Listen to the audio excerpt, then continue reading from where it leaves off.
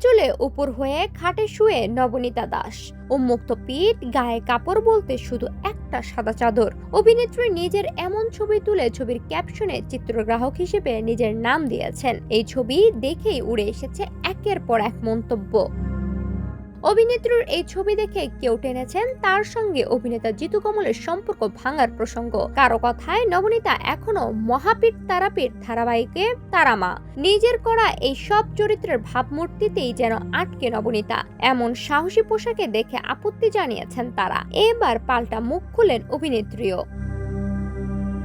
নবনীতা বলেন, আমি একটা স্বাভাবিক মেয়ে। 2022 সালে এই ধারাবাহিকটা করেছিলাম। নবনীতা আর কতদিন মা তারা হয়ে পড়ে থাকবে?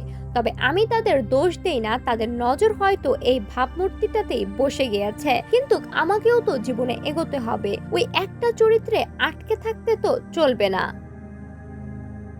নবনীতা জানান, অনেকে তার প্রাক্তন স্বামীকে টেনেছেন, তাতে তিনি অনেকটাই বিরক্ত। যদিও তিনি সাফ জানান জিতুর সঙ্গে কোনো সম্পর্ক নেই তার, তাই প্রতিটি বিষয়ে জিতুকে টানাটা তার জন্য বিরক্তিকর।